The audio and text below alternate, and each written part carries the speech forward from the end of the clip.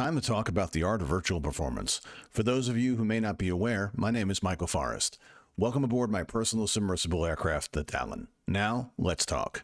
Ravenhole VR produces about 4 shows a week on Twitch, where we host various interactive games for our growing community. These events are a great deal of fun to perform. They're also open to the public, so feel free to drop in and say hello. You can find a link to our Twitch channel in the description below. Since anyone from all over the world can join in the fun, anything can happen, and often does.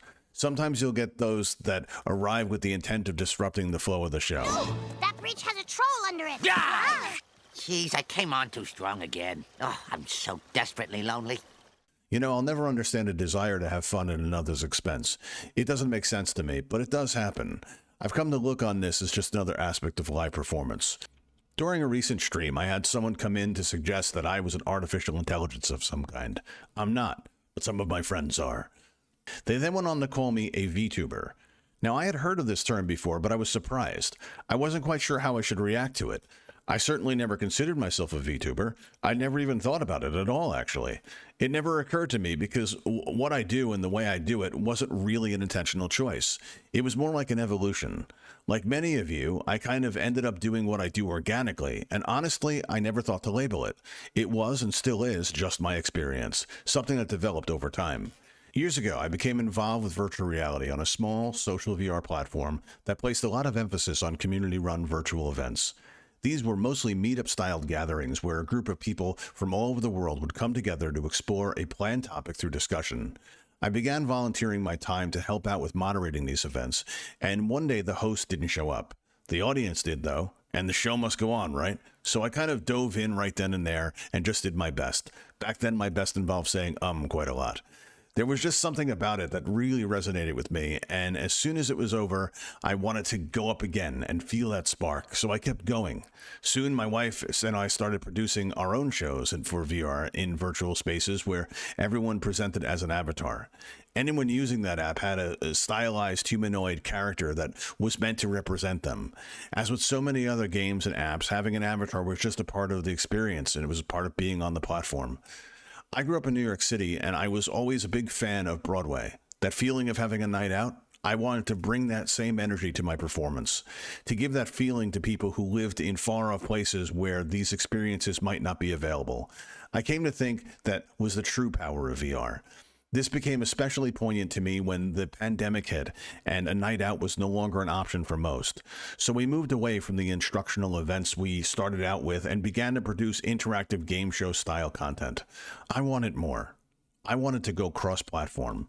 I wanted to see how my work would translate to platforms with much larger audiences, such as YouTube or Twitch. So we started a channel on Twitch and began to workshop and adapt our performances to the platform. While developing that content, we got word that the social VR platform where we had been performing most of our shows would be closing. We weren't given much choice about the closing either, so we chose to lean into Twitch more fully to develop our content and to develop our craft. That journey would eventually lead us here to YouTube to produce this show, but the avatar thing, I wouldn't say that was ever a choice. Just because I'm in a bunny suit doesn't mean I haven't stumbled across a basic truth now and then.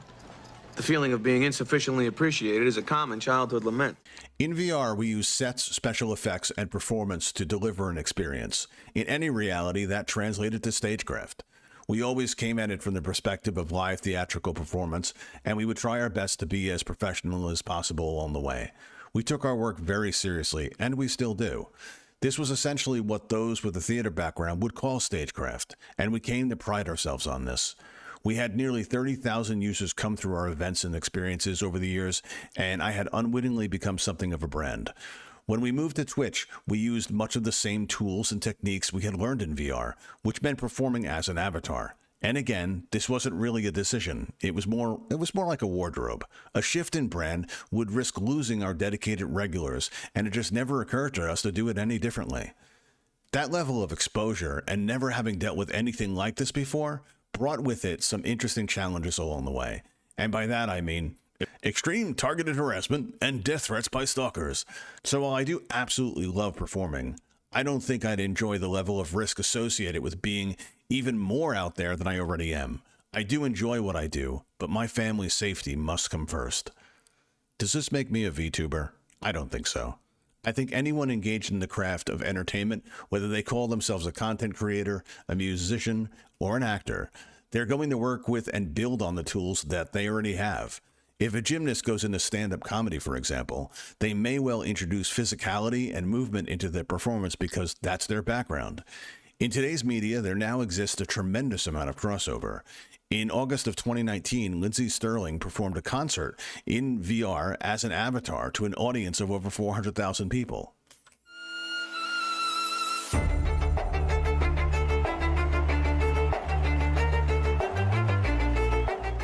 It was awesome. Does that make her a VTuber?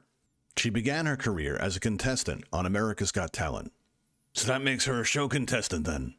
She then went on to have a great deal of success on YouTube. So that makes her a YouTuber, right? I think it might be a whole lot easier just to call her a performer, and a talented one at that. Hey, Lindsay. Then there's Hatsune Miku, one of Japan's biggest pop stars. Hatsune has well over 1 million subscribers on YouTube, with over 200,000 followers on X or Twitter or whatever we're calling it these days. Thanks, Elon. Hatsune's official Facebook account has over 2 million followers. Hatsune Miku merch can be purchased in Japanese airports. Pretty big deal, right? Here's the thing, though. She isn't real. What? While she is a real media sensation and very real to her fans, she's actually the product of the Krypton Future Media Corporation. People know this and are seemingly fine with it, so much so that Hatsune regularly fills venues to capacity as a performing hologram.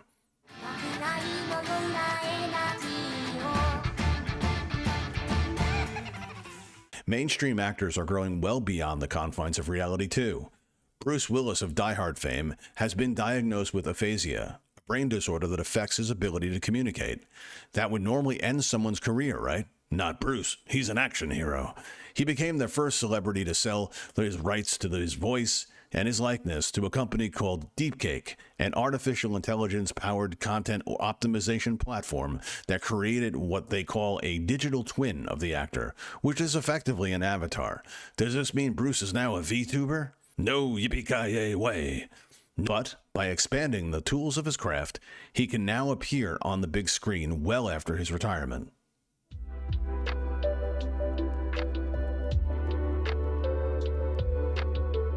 Howie Mandel. Ooh, sometimes my imagination is a scary thing. Not now, Bobby. Howie Mandel, a noted comedian, actor, host, and technology enthusiast, now has an avatar all his own thanks to Deep Brain AI, a South Korean startup that created a virtual AI for Howie to provide immersive and personalized fan experiences. Hey everybody, it's AI Howie. Thanks to the power of artificial intelligence, you will soon be seeing me everywhere. Do we add VTuber to his already long list of credentials?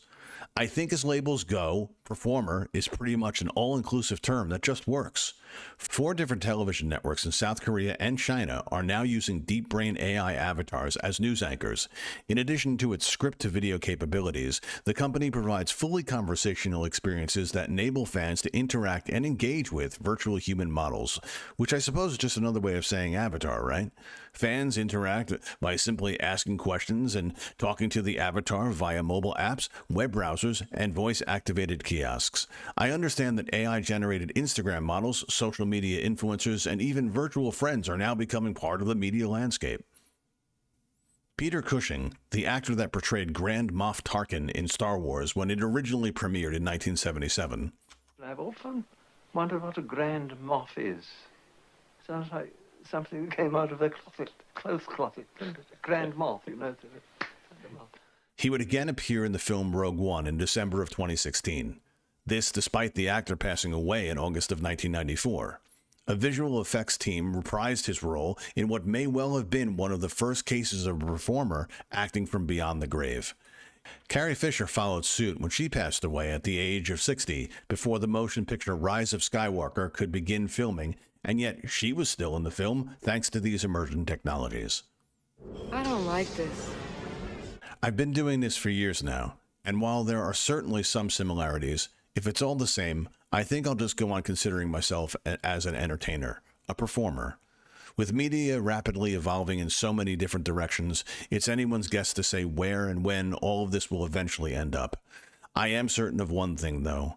performance, and stagecraft will ever remain a constant. Now, don't get me wrong. I'm not suggesting for a minute that there's anything wrong at all with being or identifying as a VTuber. In researching this video, I came to learn that many VTubers are extremely prolific content creators. I also now understand that they have their own culture, their own community, their own aesthetic, and to some extent their own language that I haven't been a part of. What do you all think? Let us know by leaving a conversational comment below. Thank you all so much for spending some quality time with us here at Ravenhole VR. If you've enjoyed the show, then please consider leaving us a like or subscribe to our channel and never miss a new episode of It's Time to Talk. We publish a new one every Monday. Have a great week, and I'll see you all next time.